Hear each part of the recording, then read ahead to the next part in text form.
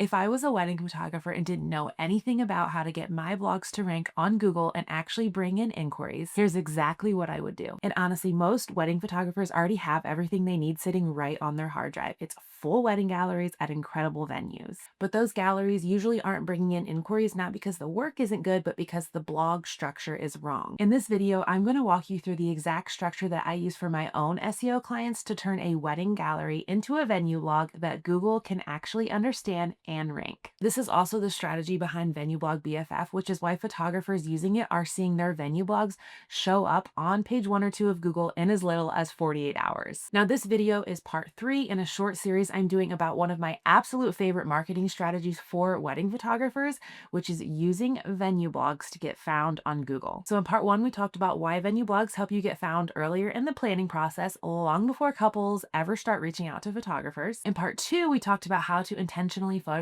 the wedding day so that way you actually have the right images to build a strong venue blog. And now in part 3, this is where it all comes together and we're getting practical so you can actually create this for yourself. I'm going to show you the biggest mistakes photographers make when blogging weddings and the exact structure that helps a venue blog actually rank and bring in inquiries. All right, let me start by telling you the 2 ways I see wedding blogs done completely wrong.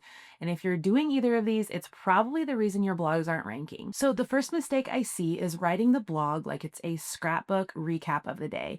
You'll see a title like Jack and Jill's Beautiful Spring Wedding, and then the blog reads like a story. How emotional the ceremony was, how sweet the first look was, how perfect the sunset portraits were. And that's lovely, and those things really do matter, but Google does not unfortunately rank lovely because this blog isn't for the couple who already booked you. Google ranks blogs that are helpful to the active searcher, and in this case, it wants to rank something that is helpful for the engaged couples researching this venue right now. So instead of reminiscing, we want to provide insight here. So talk about how the ceremony space photographs, mention how the light works during cocktail hour, explain how the reception layout flows. Those kinds of observations are incredibly helpful for couples planning their own wedding there. So yes, you can absolutely reference the day, but just make sure you're doing it strategically, not sentimentally. Now, the second mistake I see is the gallery dump. So this is 2 paragraphs of copy followed by 127 photos. And if that's what you're doing, you might as well honestly just post on Instagram because that's not a blog, that's a gallery. And the problem with that is twofold. First, it's just overwhelming. Too many photos means way too much scrolling, and too much scrolling means that people are just going to leave your website, which we obviously don't want. And second is Google needs context. Images alone don't explain anything. Google needs words on the page to understand what the content is about and where it should appear in search results. So you want to have a really nice flow to the blog post. So we're going to start with copy, photos that support that section, back to copy, and so on. Your job is to guide the reader through the venue experience and not just drop an entire gallery on them. Okay, now let's talk about your title, because this is where photographers accidentally lose their ranking opportunity before the blog even begins. So going back to our example of Jack and Jill's Beautiful Spring Wedding, that title is almost never going to rank. It's not because it's bad, but because couples are not Googling Jack and Jill. They're Googling the venue. So instead of putting names in your title, you want to use the venue and the location. So something like Intimate Blackberry Farm Wedding Venue in Tennessee.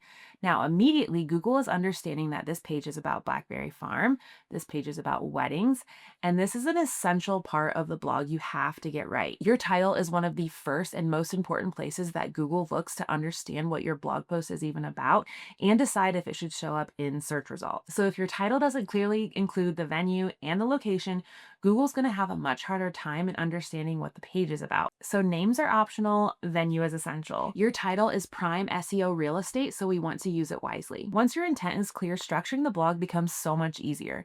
So think back to the essays that you wrote in high school. You had a title and then you had clearly defined sections. And that's exactly what Google understands. So your H1, which is your blog title, should include the venue name and the location. Then your H2 sections break up the post into logical sections that help both humans and Google understand that this blog is all about that specific venue. So some helpful sections to include are things like about the venue, ceremony spaces, reception details, getting ready spaces, portrait locations, lighting and sunset timing, best seasons to get married there, nearby accommodations. And then the final section should be a call to action introducing yourself as a photographer who would love to photograph a wedding there. These sections help you naturally turn a wedding gallery into a helpful venue resource, and that is the key shift here. This isn't just a recap of the day anymore, it's a guide for couples considering that venue. So this structure also does two really important things. First, it's going to make your blog easy to scan for humans, but second, it makes it easy for Google to understand what the page is all about.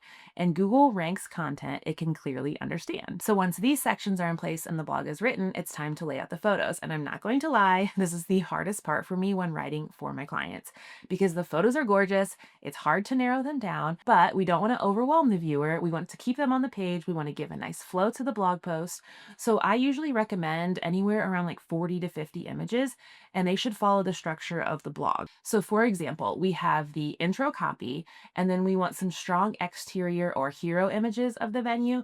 And by hero images, I mean the signature spaces that the venue is like known for. So if it's like the ceremony backdrop, the grand staircase, the mountain view, those recognizable spaces should be near the top of your blog post.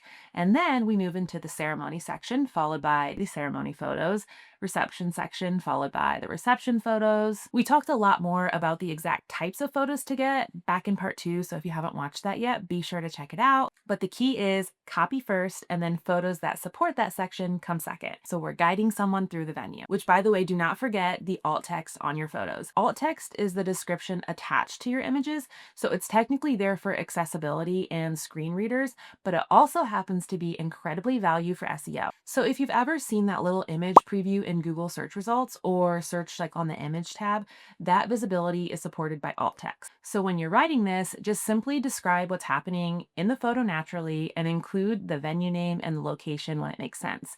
Now, I'm going to be honest with you, this part is tedious. I don't love writing alt text either, which is exactly why I built a simple AI tool that writes SEO-friendly alt text in one click. So I tell it the venue name, I tell it the city, the state, I upload the photos, and it generates SEO-driven alt text I can copy and paste in one click. It's amazing.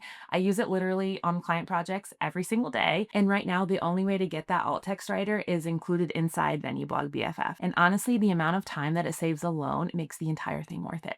Now, could you absolutely sit down and write one of these venue blogs yourself? Yes, of course. Everything we just walked through is the exact framework that I use when I write venue blogs for my SEO clients. But where most photographers get stuck is the blank page. That is daunting.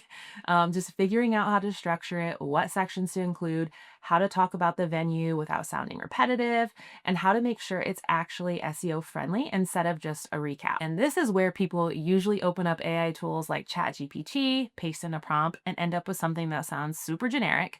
That's the frustrating part. So I built something specifically for this. It's called Venue Blog BFF, and it's essentially a custom AI assistant trained specifically to write SEO-driven venue blogs for photographers. It already knows the structure we talked about in this video, so you don't have to remember every SEO detail we just walked through. It already has the framework built in. It knows what Google wants to see included in a venue blog in order for it to rank. It also knows what not to say, so the writing doesn't sound like obvious AI. You simply give it the venue name, your experience photographing there, like it walks you through all of this, and it turns it into a structured venue blog with the correct header structure already formatted, and you can literally copy and paste it directly into your blog platform. It even learns your tone so the blog still sounds like you wrote it. It's seriously so amazing. Photographers who have started using it are already seeing their venue blogs show up on page 1 or 2 of Google within 48 hours, which is honestly the coolest part of this entire thing. Like, it's so wild because at the end of the day, you already did the hard part, which was photographing the wedding, right? Now it's just about turning that work into something that keeps working for you. So if you want to check it out, I'll link Venue Blog BFF below. If this series has helped you start thinking about venue blogs differently, make sure you're subscribed. I share simple, sustainable marketing strategies for business owners who want their content working for them long after they publish it. And in future videos, I'll keep breaking down how to turn the work you're already doing into marketing that actually compounds for you. Bye.